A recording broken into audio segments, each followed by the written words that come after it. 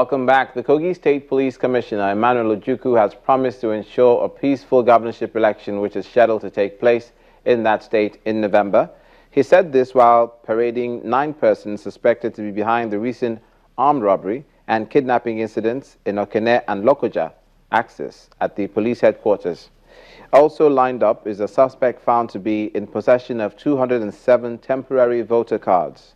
He's warned those planning to cause trouble during the elections to desist or be caught up by the law. Election has since been prepared. People of Kogi State, they know there will be election in November. They've since prepared. And I know they're prepared for peace. And they're prepared to say no to anybody who wants to do violent activities before, during, or after the election. We, on the part of Nigeria Police, we are fully prepared. We are ready. Our men are mobilized. We are properly motivated. We've got the capacity, the will, the zeal, and we have the support of the law and the good people of Kogi State to make sure anybody who makes trouble in the course of election will be brought to book and will not spare anybody. There shall be no sacred cows because the law is not a respecter of persons.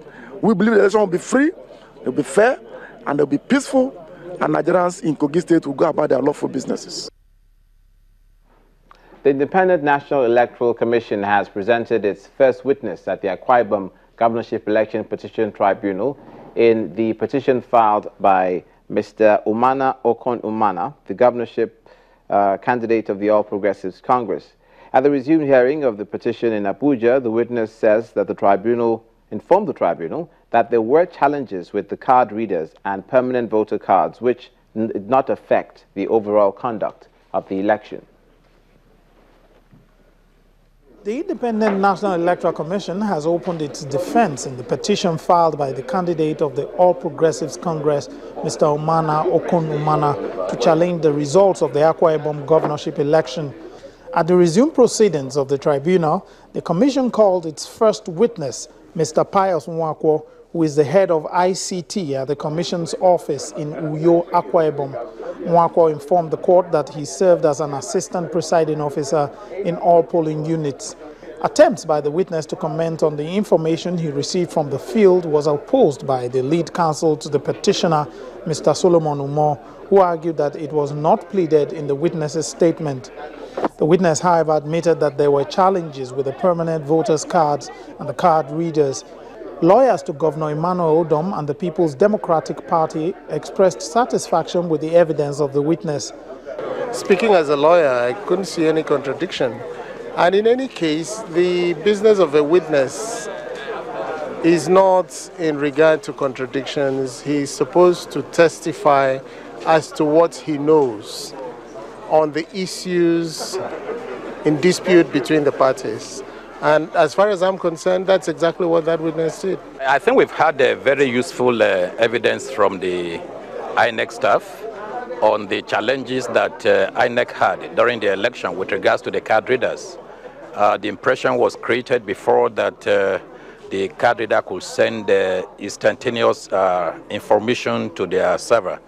But that is not what the position was. He has clarified that position and has testified extensively on the challenges that they had on the field when the card readers were being used. Lawyer to the petitioner equally expressed satisfaction with the evidence of the witness, saying they have been able to obtain the needed evidence for their petition. I would want to say straight away, and in no means words, that we too are equally satisfied with what we were able to elicit from him in the course of our cross-examination. As it were now, it's a case of mutual satisfaction. At the end of the day, the umpire, which is the tribunal, is there to decide which way or the other the pendulum of justice will swing in the circumstances of this matter. The Independent National Electoral Commission is expected to call more witnesses when the tribunal resumes proceedings.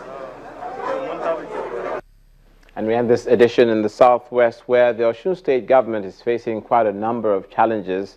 One is they're still trying to deal with the issue of unpaid salaries, and students of public schools have taken to the streets protesting the directive that they should produce a tax clearance receipt of their parents before they're allowed into the classrooms. It's their second day in school after the long holiday. Rather than be in their classes learning, these students are out on the street marching to the government secretariat to protest what they describe as an unfair treatment to them and their parents. The permanent secretary of the Ministry of Education was on hand to listen to the students.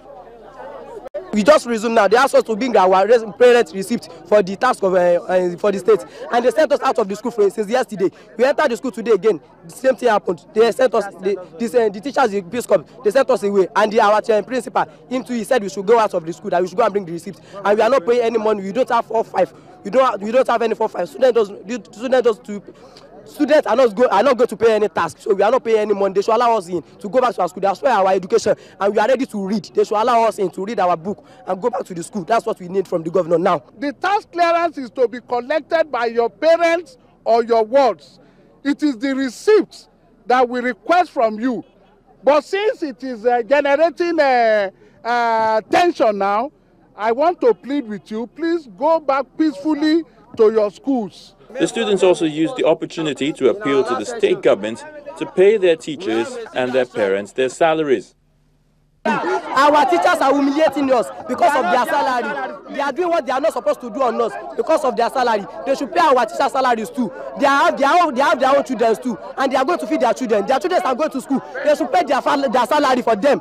They should pay their salary for them. Government is prepared to pay salaries to everybody. All deserving workers, government will pay it. So please, I would have heard you. I will tender all your requests to Mr. Governor. While this is going on, civil servants from various ministries and local governments in Osun State besieged the state secretariat, praying for the state government on the issue, which for long has been the dispute, the non-payment of their salaries. tó bá jẹ́ pé tènìyàn nípa àwọ̀ òka ṣùgbọ́n tẹ̀yìn Ọlọ́run ni agbára tẹ́ fi ń jẹ́ Ọlọ́run Olúwa fi dá sí ọ̀rọ̀ wa. In the meantime, the factional national president of the NLC, Ayuba Waba, was in the state to discuss the grievances of the workers with the government. At the end of the meeting, the NLC state chairman, Jacob Adekome, says it remains inconclusive as negotiations are still on. We are still working on resolving the dispute, and we are going to reach the promised land. The government have been cooperating and we are working. While the negotiations continue, the workers can only but wait and hope for the best. I certainly hope the children are led back to school. That's it on News Across Nigeria. Thanks for watching. I'm Olubide Macaulay. See you again.